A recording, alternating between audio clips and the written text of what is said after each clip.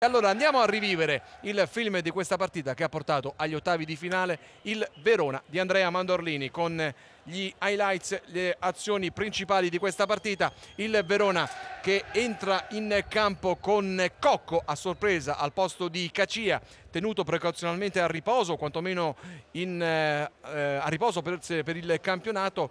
Cacia e Boginov, Cocco e Boginov, la coppia d'attacco della formazione veronese, mentre Budan, Giorgi e Zavi sono il tridente scelto da Gasperini. E la partita si mette subito bene per il Palermo, perché al settimo minuto questa combinazione di Zavi, Budan che non aggancia, diventa un buon pallone per Giorgi che batte Rafael dal centro dell'area, anticipando il proprio marcatore. Il velo o l'errore, il liscio di Budan diventano preda di Giorgi. Immediata la reazione del Verona che approfitta dell'errore di Setto in combinazione con Benussi, la conclusione di Cocco che spiazza il portiere palermitano, gran botta dal limite dell'area con il pallone che si insacca sotto il set dopo aver spizzato il palo. Poi Cocco uscirà nell'arco del primo tempo per un problema alla coscia sinistra.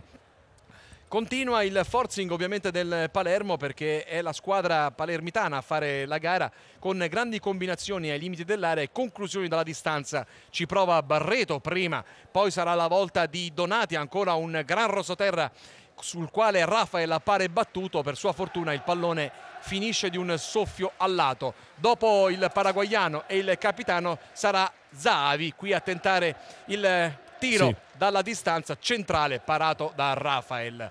Siamo all'altezza della metà del primo tempo. Ci prova in contropiede il Verona da Boginov per Cocco che si libera di Milanovic. La conclusione è debole. Benussi comunque in due tempi è ben piazzato. Preoccupato Mandorlini dal fatto che la propria squadra venga schiacciata regolarmente dalla squadra avversaria, dalla Palermo. Qui Benussi esce in anticipo su Boginov, il Palermo sempre dalla distanza. Una disattenzione del Verona non capitalizzata da Pisano, che non sfrutta l'opportunità con un pallone troppo lungo. Dalla distanza sempre il Palermo con Viola, questa volta il tiro a bersaglio porta il mancino della squadra rosanero alla conclusione da fuori. Il primo tempo che si chiude con il punteggio di 1-1, con l'ingresso di Cacia al 39esimo appunto al posto dell'infortunato Cocco. Garzia nel Palermo alla ripresa, 3 le sostituzioni operate dai due tecnici nell'intervallo, con Gasperini che ovviamente dà indicazioni di sistemarsi a 4. Una buona chance per Budan che si libera bene in area ma non trova la porta.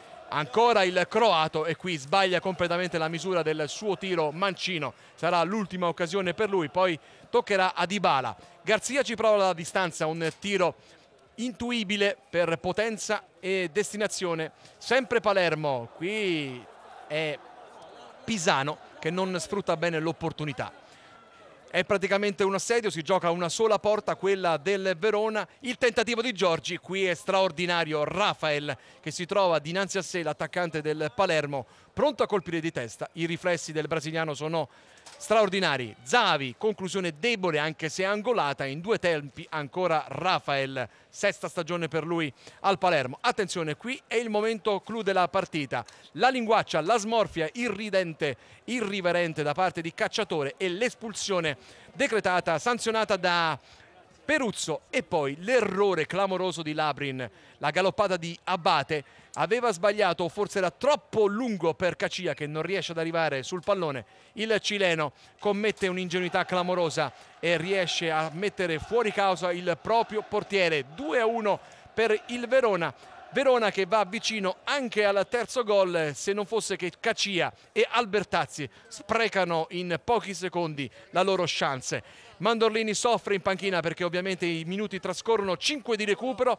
Viola indirizza male questo colpo di testa nel tentativo di servire Dybala, il giocatore argentino subentrato a Budan, che sicuramente ha dato dei bei grattacapi alla difesa scaligera ma non ha trovato la porta. Nel finale Setto si improvvisa centravanti, assalto arrembante del Palermo con Dybala, con questa conclusione che finisce sul fondo con leggera deviazione anche Brienza per l'assalto finale.